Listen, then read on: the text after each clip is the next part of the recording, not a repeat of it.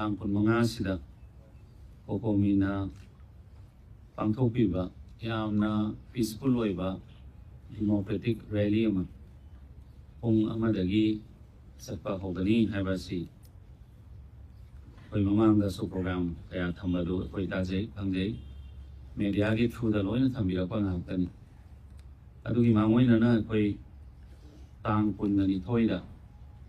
khongjom de nongma watling matamda khongjom de da su Honorable Chief Minister, Mahaki Council of Minister Singh, Honorable MLA Singh, Adu da natana NDA da yauriba party ke MLA puno phawada koi boycott tawgani haiduna lauthopiba adu koi puno mungna khamje adu gi mangoi na tang kuni thoida koi Honorable Chief Minister gi secretariat gi koi na meeting da makta koi invite tawje formally invite tawje Malda Home Minister amasung senior MLA ani ga loina na amtang koi kokomina pambiriba mayamgi adugumba wakalon adu koi tanana bagida mo pekwen kaujabani adu kauba duda decline tawraga koi lakpi hide set letters geleire media da su loina yama pombi gra bangakani adu matunga ngasigi sigumba rally asi yamna democratic oiba yamna non violence oiba maonga pangthokpigani haidona koi violence yaudaba democratic oiba any kind of protest the democratic country amagi state amoi banina koi sarkar na yamma to tolerate dum tawjaba ngakani masigi rally gi manungda Honorable Chief Minister na from different sides different live people ngasigi rally do the yauri punamak la kanda Honorable Chief Minister da makoi feelings praja gi apamba punamak singado Honorable Chief Minister na group punamak do asai pung amadagi unaba hobiban mayamna thambirakpa mayamgi wakhalon mayamna thamoida singadra leramba mayamgi thamoida phau punamak singado yari makai Honorable Chief Minister na mafam asidagi ayamba unaraga loina hanagi banga hakani adugi maraksida akoi ge kokomi gi members sing khara la akanda memorandum ama charter of demand 7 wahang haijaba tare demand ate wahang tarif yauba adugumba memorandum ama Honorable Chief Minister gi secretariat pibirami Haribasi wahangsi ahan bada India government na Manipur gi yalongmi sing muthaknaba sathabiri bra proxy war asi Manipur lengak na thona laina lep hana naba leban naba taksin bangam ngamlaroi dra haiban singba akhoi sigisi yamna delicate oiba pot amo oiba delicate oiba pot amo oibani hairiba pot sing asi akoi India government supala abanina yamna sensitive oiba pot amo oibani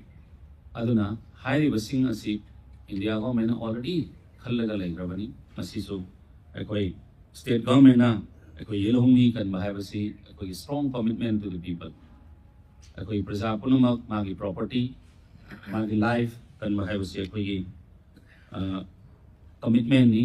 to the people of Manipur. Ado Manipur dagi akoi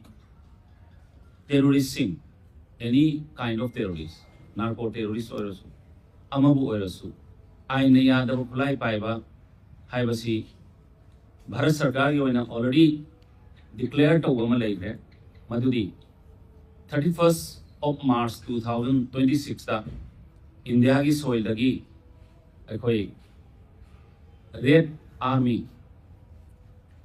haibadi Naxalism se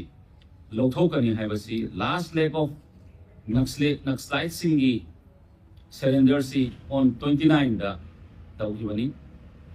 29 da Andhra Pradesh da tawki Andhra Pradesh se loyer matungda on 30th of March da Honorable Union Home Minister Sri Amit Shah ji na Parliament ki house da Parliament ki floor da ꯃꯍꯥꯛꯀꯤ statement ꯄꯤꯕꯤꯈꯤꯕꯗꯨ ꯃꯌꯥꯝ ꯅꯤꯡꯁꯤꯡꯕꯤꯔꯝꯒꯅꯦꯅ ꯈꯟꯖꯩ ꯃꯗꯨꯗꯤ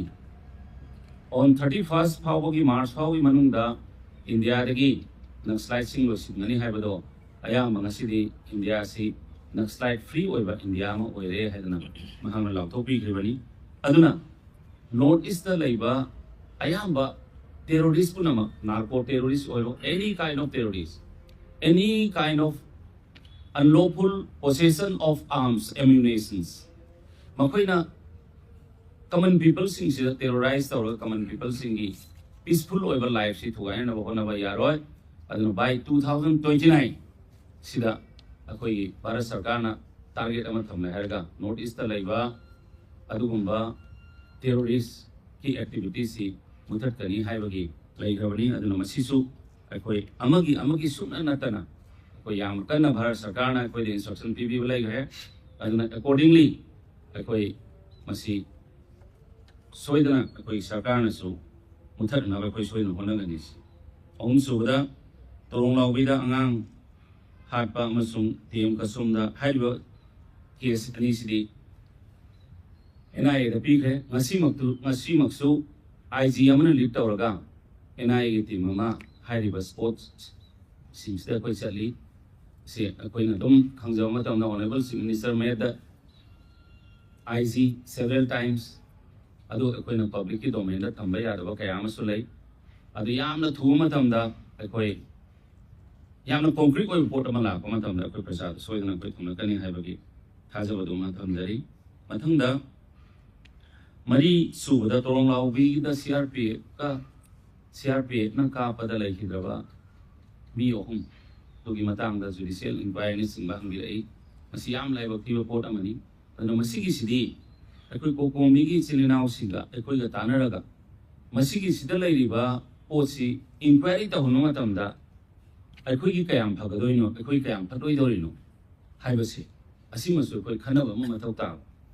haibadi masigi so many documentation ama lai thokre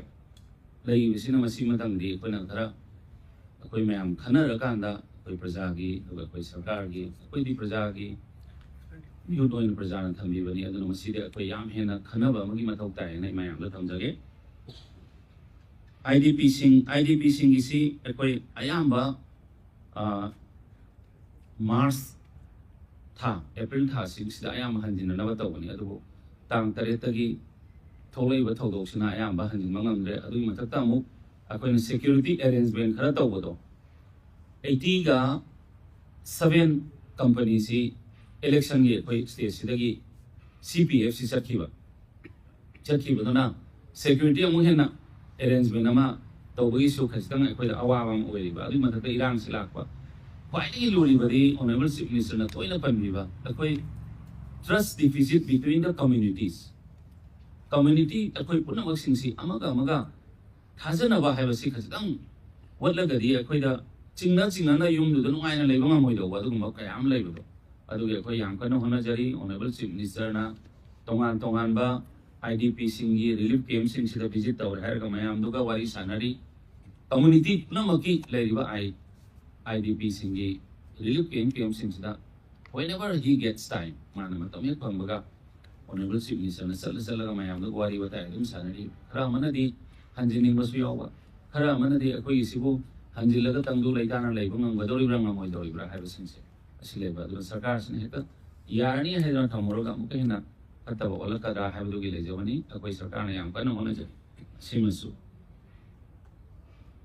mathangda taruk subada manipur da su abrogate tawhalaroi dobra haiba wahang ma hangbi manipur da su abrogate tawasidi media gi silinau singmar mapang sing so hena khambi madudi in several times akoina assembly gi floor da susi akoi extension tawbiganu susi abrogate tawbigaro hena da pani ibigani adumo central government na magi policy amagi kari policy afabagi oramani atabagi di oiro oina makoi policy amagi makada susi makoina amuk thamjila pani aduna haiba singsi da koina heka decision lawang amdaba masidi akoi gi central government su yaw minister of home affairs su yaw aduna aduna koi thamjage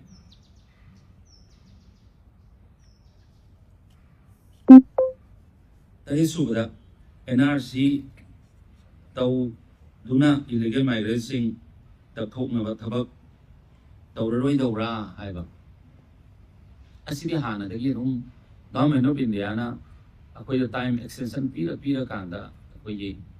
ꯑꯥꯏꯟ ꯀꯥꯏꯅ ꯆꯪꯂꯛꯄ illegal ꯃꯥꯏꯒ꯭ꯔꯦꯟꯁꯤꯡꯁꯤ ꯈꯟꯗꯣꯛꯄꯒꯤ ꯐꯥꯎꯕꯗ ꯃꯌꯥꯝꯅ ꯍꯦꯟꯅ ꯈꯪꯕꯤꯔꯦ ꯏꯔꯥꯡꯁꯤ ꯂꯥꯛꯇ꯭ꯔꯤꯉꯩ ꯃꯃꯥꯡꯗ ꯃꯇꯝꯗꯨꯒꯤ minister ꯇꯤ.ꯗꯤ. And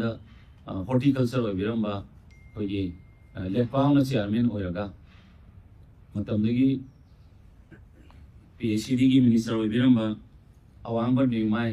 ꯌꯥꯎꯕꯤꯔꯒ ꯃꯇꯝꯗꯨꯒꯤ education minister Shri T.H. Basantakumar ꯌꯥꯎꯕꯤꯔꯒ ꯀꯃꯤꯇꯤ ꯑꯃ ꯐꯥꯎ ꯁꯦꯝꯃꯒ ꯑꯩꯈꯣꯏ ꯍꯧꯔꯕꯗꯨꯅꯤ ꯑꯗꯨꯅ ꯃꯁꯤ ꯁꯣꯏꯗꯅ ꯑꯩꯈꯣꯏ ꯇꯧꯔꯛꯀꯅꯤ ꯕꯠ ꯁꯗꯟꯂꯤ ꯍꯦꯛ ꯇꯧꯕ ꯌꯥꯗꯕ ꯑꯗꯨꯒꯨꯝꯕꯅꯤꯅ ꯑꯩꯈꯣꯏ ꯁꯣꯏꯗꯅ ꯃꯁꯤ ꯁꯔꯀꯥꯔꯁꯤꯅ ꯄꯥꯡꯊꯣꯛꯅꯅꯕ ꯒꯚꯔꯟꯃꯦꯟꯠ ꯑꯣꯐ ꯏꯟꯗꯤꯌꯥꯒꯤꯁꯨ ꯑꯌꯥꯕ ꯂꯣꯏ ꯂꯩꯈ꯭ꯔꯕꯅꯤꯅ ꯅꯣꯠ ꯑꯣꯟꯂꯤ ꯏꯟ ꯃꯅꯤꯄꯨꯔ ꯗꯤꯐꯔꯦꯟꯠ ꯁ꯭ꯇꯦꯠꯁꯤꯡꯁꯤꯗ ꯏꯂꯤꯒꯦꯜ ꯏꯃꯤꯒ꯭ꯔꯦꯟꯁꯤꯡ ꯇꯛꯊꯣꯛꯄ ꯍꯥꯏꯕꯁꯤꯗꯤ ꯑꯣꯜꯔꯦꯗꯤ ꯒꯚꯔꯟꯃꯦꯟꯠ ꯑꯣꯐ ꯏꯟꯗꯤꯌꯥꯅ ꯍꯧꯈ꯭ꯔꯕꯅꯤ ꯑꯗꯨꯅꯅꯤ ꯑꯩꯈꯣꯏ ꯍꯧꯖꯤꯛ SIRꯒ ꯇꯧꯔꯛꯂꯤꯕ ꯈꯣꯠꯂꯛꯏꯕ ꯄꯨꯝꯅꯃꯛꯁꯤꯡꯁꯦ ꯑꯩꯅ ꯁꯨꯃꯥꯏꯅ ꯃꯌꯥꯝꯗ ꯈꯤꯇꯪ ꯊꯝꯖꯅꯤꯡꯉꯤ ꯑꯇꯩꯗꯤ ꯑꯣꯅꯔꯦꯕꯜ ꯆꯤꯐ ꯃꯤꯅꯤꯁꯇꯔꯅ ꯍꯧꯖꯤꯛꯁꯨ Honorable Chief Minister invites the respected members of the COCOMI to come to the negotiating table. Whatever, every war khudimaksu table amada phama kanda loisinba ngakani. We cannot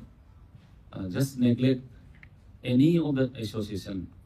of our state. Honorable Chief Minister several times hojiksu on behalf of the Honorable Chief Minister akoina COCOMI invite tawjari. Let us bring peace to the state. Akoi state sida shanti hanjinhanbase akoi punamang daita lawminasi adi mathakta toina haijaba academic calendar akoi isa singsi loina kaisila asi singsi makoi de akoi future oigadoribani aduna makoi hi sisu khara yengbire haiga COCOMI gi adugumba thorom kaya sing adu matam khara yethokpidana Manipur sida satri punamang singsi makoi gi future se asi taanbada pena khitang mateng pangbada ꯑꯩꯈꯣꯏ ꯁꯔꯀꯥꯔꯗꯁꯨ ꯃꯇꯦꯡ ꯄꯥꯡꯕꯤꯌꯨ ꯍꯥꯏꯗꯅ ꯑꯩ ꯃꯌꯥꯝ ꯊꯝꯖꯒꯦ ꯃꯊꯪ